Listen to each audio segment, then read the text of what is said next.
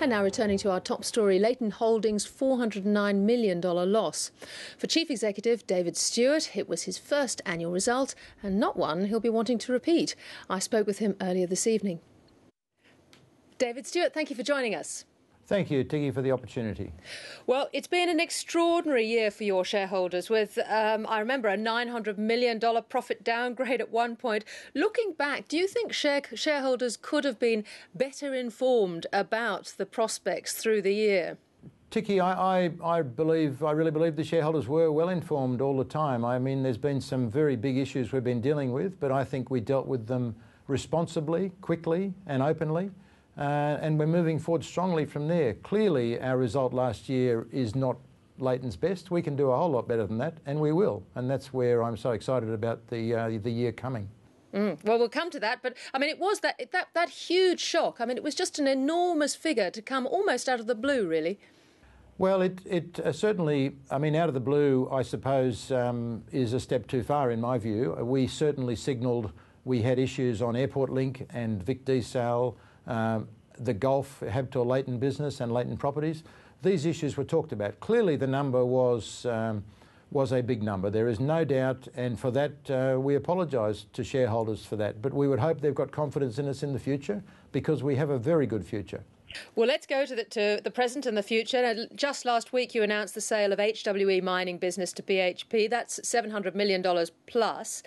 You've also said in your presentation today that the value of the resources sector construction work done is expected to rise by 12% next year and by 60% over the next 3 years. I'm just wondering about the timing of this sale.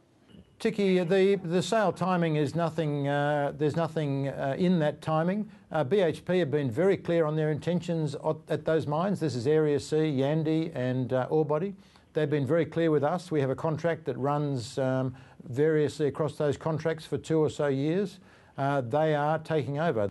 We will support them as we would support our clients in any of their endeavours.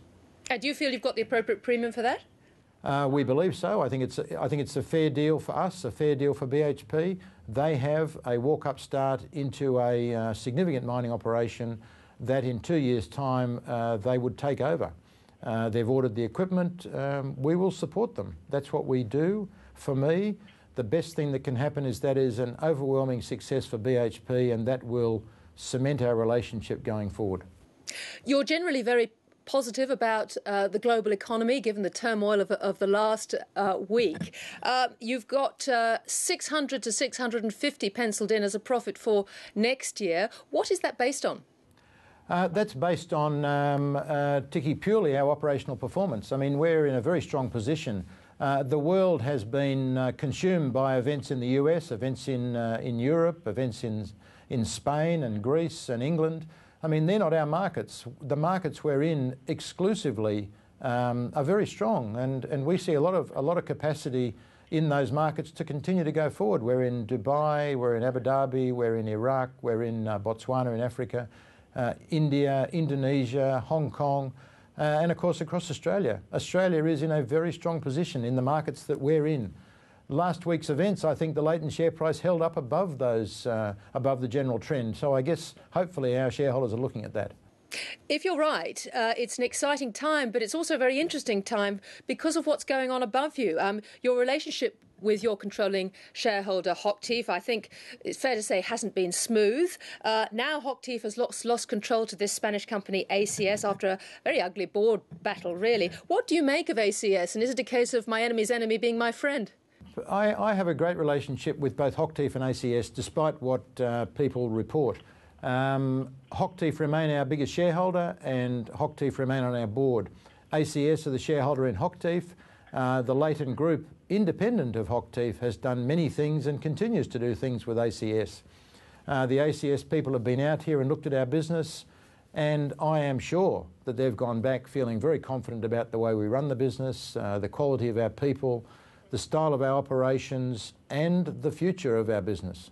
I've no doubt you're right, but our viewers may not know ACS was founded and is run now by Florentino Perez, who owns Real Madrid, and he's known for his acquisitional prowess. ACS will soon be able to consolidate both Leighton's and Hochtief onto its balance sheet, a balance sheet that's really very highly leveraged. Tiki, that was always their intention. I can't speak for the ACS balance sheet. That's a matter for them. But they always intended to acquire 50% of Hochtief. They have moved steadily towards that point. The reason I'm asking this is what's to stop Mr. Perez and ACS either pulling cash up out of Leighton's, inefficient though that may be, or indeed if they got into trouble, I mean they're just in the middle of looking at a huge utility, perhaps a fire sale of Leighton's down the track. I mean, how comfortable can Leighton's shareholders be about this big Spanish company? Tiki, I think Leighton shareholders should be very comfortable. As I said, Hochtief are our shareholder, not ACS, so I don't think it's a matter for Mr. Perez, who I know very well, and he's a civil engineer. He understands our industry. ACS have claimed that they've effectively got over 50% now already of Hochtief, if you include the 4.5% that's Hochtief owned. That was always their intention, so I'm not surprised or alarmed at that. That's what they intended to do. They intended to consolidate the Hochtief result. In terms of ACS running Leighton, I think ACS are very clear that they are a shareholder of Hochtief, and Hochtief remains the shareholder of Leighton.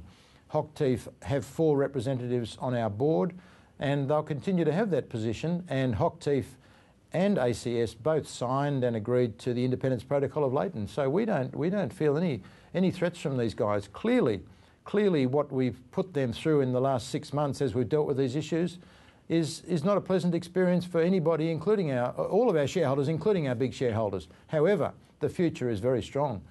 We are very confident with our 600 to 650 next year. We see strong activity in our markets, and I'm sure that that's what ACS wants. Our success is their success, and it's a very simple equation for them. That's the sort of acquisitional style of ACS and Mr. Perez, and we're not worried about that. We're not worried about the way they do business. We understand each other. They are very similar to Leighton. David Stewart, it's going to be a very exciting year for you this year. Thank you so much for joining us. Thank you, Tiki, for the opportunity again. Thank you.